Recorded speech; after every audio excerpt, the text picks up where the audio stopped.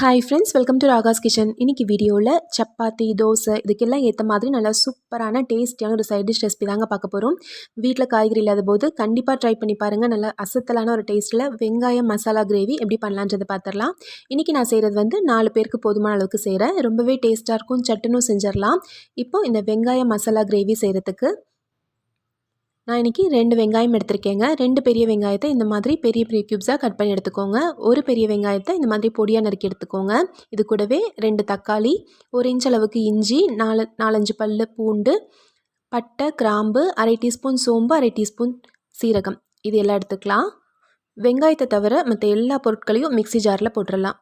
அதாவது இஞ்சி, பூண்டு, தக்காளி, பட்டை, கிராம்பு, சோம்பு, சீரகம் இது எல்லாத்தையுமே மிக்ஸி ஜாரில் போட்டுருங்க. போட்டு நல்லா நைஸாக அரைச்சி எடுத்துக்கோங்க.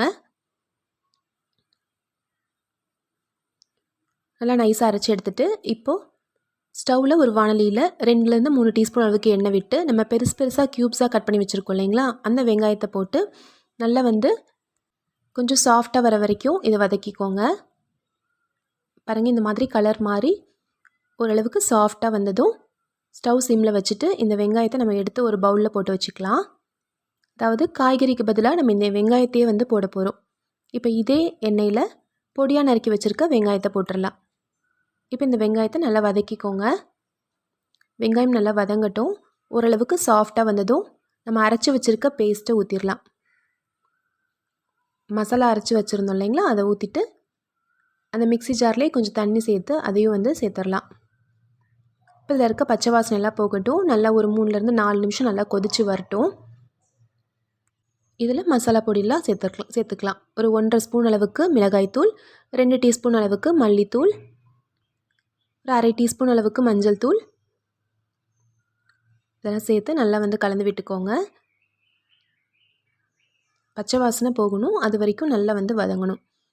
இது கூடவே கல்லுப்பு ஒரு 1.5 ஸ்பூன் அளவுக்கு கல்லுப்பு போட்டுக்கிறேன். நம்ம அரைச்சி ஊற்றின அந்த மசாலா கொஞ்சம் திக்காகி பச்சை வாசனை போய் கொஞ்சம் லேசாக எண்ணெய் பிரிஞ்சு வரட்டும். பாருங்கள், இந்த அளவுக்கு நல்லா திக்காகி வந்திருக்கு, எண்ணெய் பிரிஞ்சு வந்திருக்கு. இப்போது இதில் 1/2 கப் அளவுக்கு தயிரை நல்லா விஸ்க் பண்ணிவிட்டு அதுக்கப்புறமா ஊற்றிக்கோங்க. கட்டி கட்டியாக இல்லாத மாதிரி நல்லா ஒரு தடவை மிக்ஸ் பண்ணி விட்டுட்டு அதுக்கு அப்புறமா ஊற்றிக்கலாம். 1/2 கப் தயிர் புளிச்சிருக்கணுன்ற அவசியம் இல்லை. அதாவது ரொம்ப புளிப்பாக இருக்கக்கூடாது. சாதாரணமாக நம்ம சாதத்துக்கு போட்டு சாப்பிட்றோம் இல்லைங்களா, அந்த அளவுக்கு தயிர் இருந்தால் போதும். 1/2 கப் தயிரை சேர்த்துட்டு இது கூடவே இன்னும் ஒரு 1/2 கப் அளவுக்கு தண்ணி ஊற்றிக்கலாம்.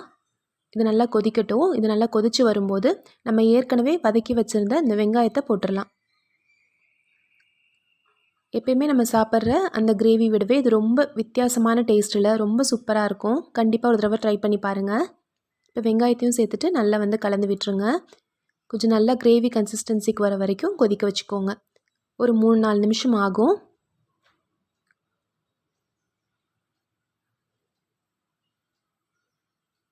பாருங்கள், எண்ணெயெல்லாம் நல்லா பிரிஞ்சு வருது.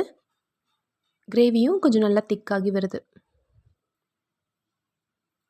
இந்த அளவுக்கு நல்லா கொதித்து வந்ததும் கடைசியாக பொடியாக நறுக்கி வச்சுருக்க கொத்தமல்லி தழை சேர்த்து கலந்து விட்டுடலாம். அவ்வளோதாங்க, நல்லா சூப்பரான டேஸ்டியான வெங்காயம் மசாலா கிரேவி ரெடி ஆயிடுச்சு. நீங்களும் இதே மாதிரி ட்ரை பண்ணி பாருங்கள். தோசைக்கு, சப்பாத்திக்கெலாம் ரொம்ப சூப்பரான ஒரு சைட் டிஷ்ஷாக இருக்கும். எல்லாருமே ரொம்ப விரும்பி சாப்பிடுவாங்க. அந்தளவுக்கு நல்லா டேஸ்ட்டாக இருக்கும். இப்போ நல்லா திக்காயிருச்சு. இப்போ நம்ம ஸ்டவ் ஆஃப் பண்ணிவிட்டு இறக்கிடலாம். நான் இன்றைக்கி பன்னீர் ஸ்டஃப்டு சப்பாத்தி செஞ்சுருக்கேங்க. அதுக்கு சைட் டிஷ்ஷாக அந்த வெங்காய மசாலா கிரேவி சர்வ் பண்ண போகிறோம்.